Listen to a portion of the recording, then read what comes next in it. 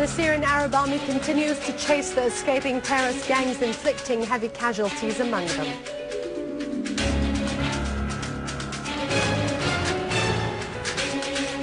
Thousands of Turks demonstrate against the policies of Erdogan, who turned Turkey into an extremist country through dictatorship and supporting terrorism in the region. Iran gives the West an opportunity to reach an agreement on its nuclear program, and Britain calls for taking advantage of this opportunity.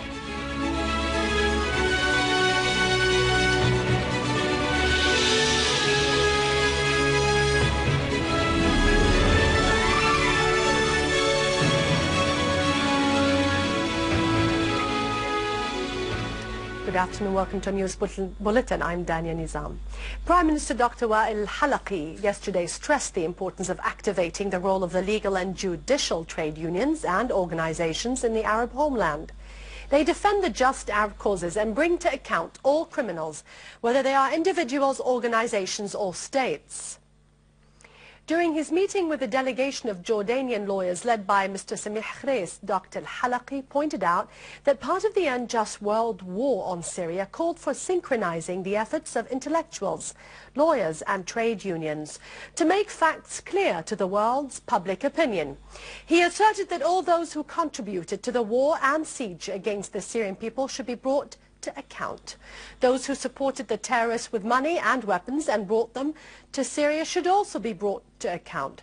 The terrorists plundered the wealth of the Syrian people and stole ancient archaeological treasures from Syria, the cradle of the world's oldest civilizations. The Jordanian lawyer Khreis stressed the importance of the cultural unity of Iraq and the Levant. The Jordanian delegation asserted that the whole Arab nation would remain united with Syria at its heart. Syria remained the steadfast defendant of the Palestinian cause and all the just causes of the Arab nation.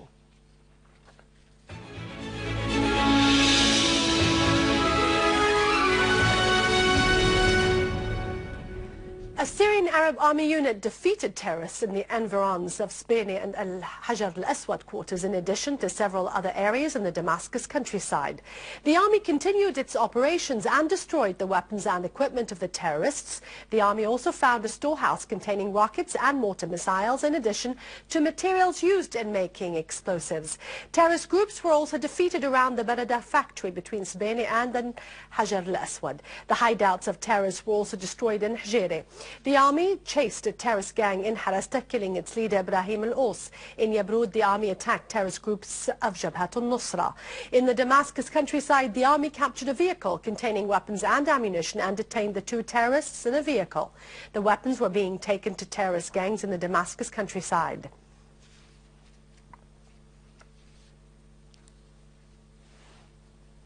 Units of the Syrian army continue to chase the escaping terrorists in the area between al-Hoshyar and al-Buwaida farms in the Damascus countryside. The army extended its control on large parts of that area. The Syrian army continued its operations chasing terrorists in the Bevze quarter, which was combed and liberated completely.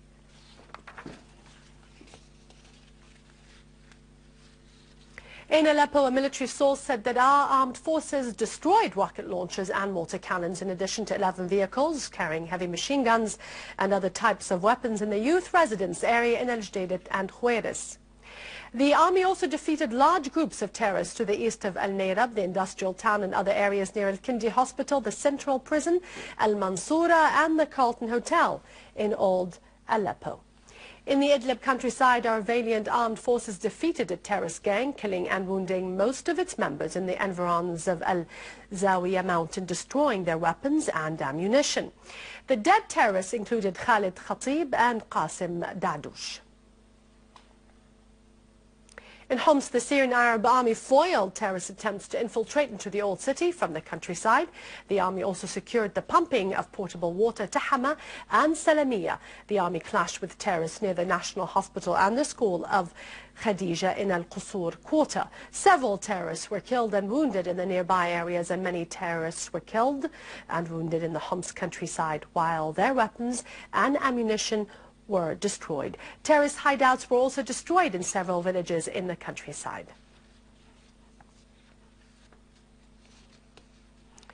The French journalist Georges Malbrono of Le Figaro asserted that the CIA shipped tons of weapons to the terrorists in Syria in cooperation with Jordan and Saudi Arabia.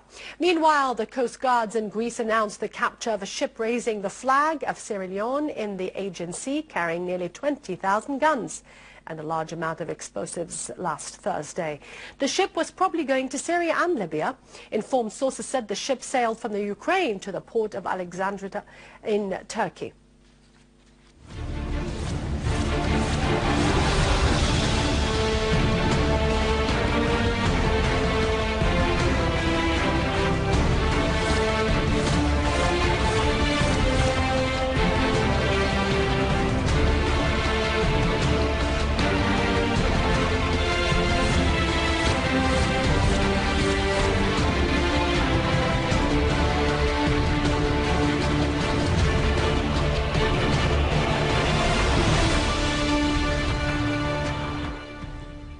Yesterday, a number of peaceful change parties convened a conference in Damascus to discuss preparations for Geneva II conference.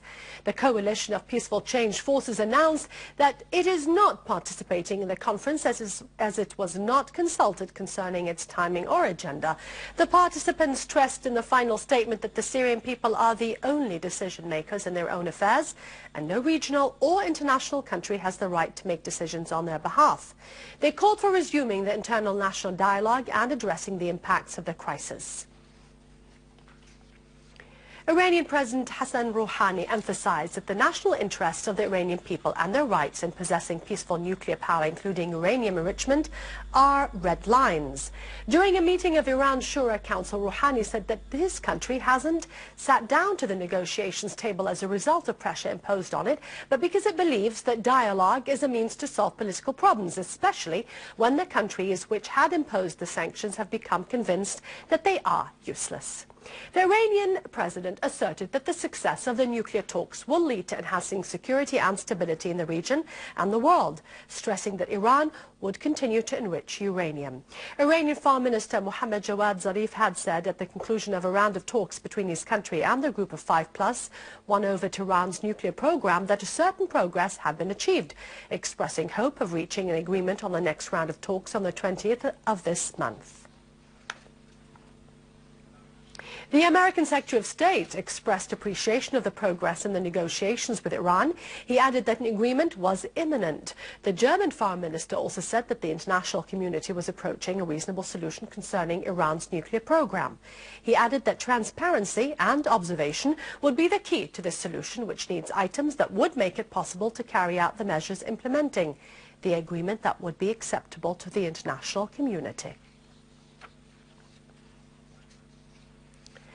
Al-Saud security forces clashed with foreign workers in the neighborhood of Manfuhat al-Faqir in the Saudi capital Riyadh a week after the campaign to detect the so-called violators of residency and working systems started, in which thousands of people were arrested and a man was killed by Saudi police. Eyewitnesses said that Saudi security forces fired 5 bullets in the air and used batons to disperse the crowd of people, as dozens of men ran into the streets and some of them threw stones and other projectiles at the cars and the police officers. The authorities of Al-Saud threatened the foreign workers, indicating that they will no longer turn a blind eye for what they called irregular foreign workers. Many of those workers said that they were unable to benefit from the deadline given to them because of the bureaucratic procedures.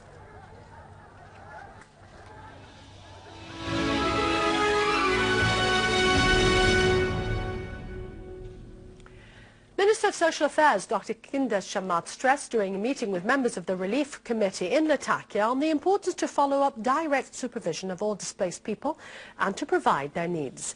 Meanwhile, Minister Shamat announced that the draft of the humanitarian response plan for 2014 will be ready soon and will be reflecting the government's priorities and programs. The minister noted that the 2014 plan will include more coordination with the parties concerned, unlike the 2013 plan, which she said was flawed with lack of coordination between the sides charged with implementation. She added that the draft plan of humanitarian response will be discussed with the relevant UN organizations in a workshop soon, so as to be officially launched by the UN by the end of 2013 and to collect the necessary funds from the donor countries.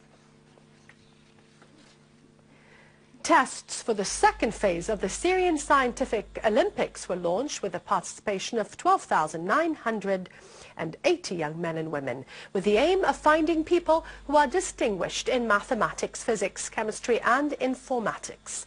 The top 10 students in each domain enter the stage of forming national teams.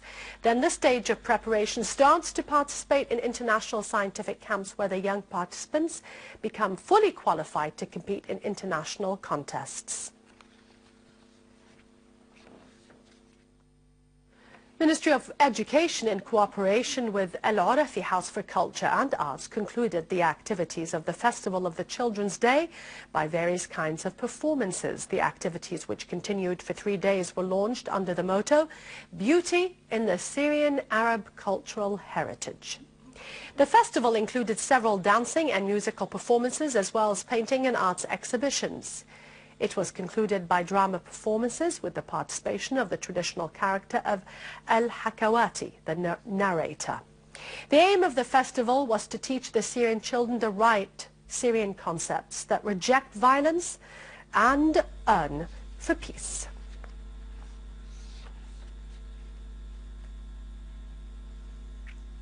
With this, we end our news for today. Thank you for watching us. For more details about Syria and the region, and to view this bulletin again, you can always visit our website in English, syriaonline.sy. After the break, it's over to Vani Konjian with our market and business news. God bless you, and long live Syria.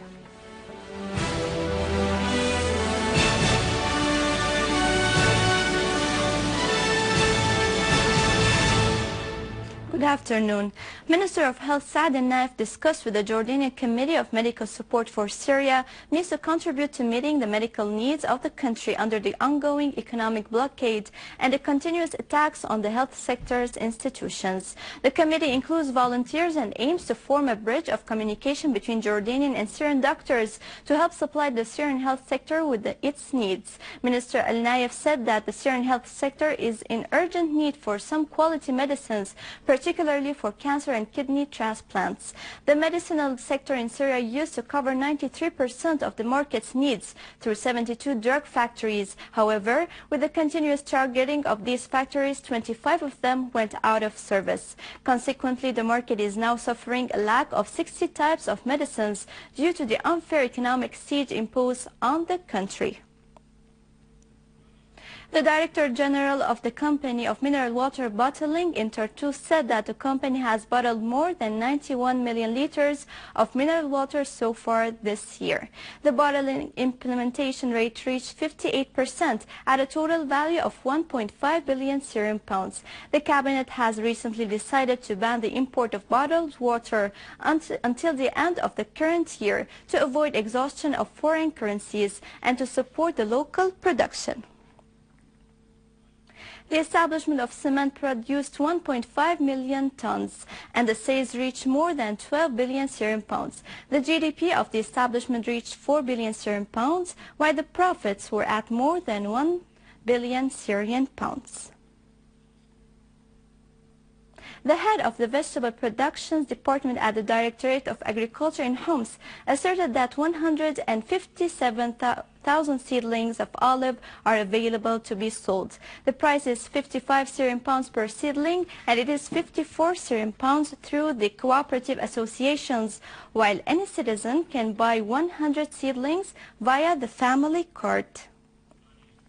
The head of the Committee of Bakeries asserted that the committee has been seeking to open 6 new bakeries before the end of the year, pointing out that the government is subsidizing 120 million Syrian pounds for this. He mentioned that the 10 new bakeries have been opened during the second half of the year, which increased the production of bread by 500%. And now over to some main currencies exchange rates according to the bulletin of the Central Bank of Syria.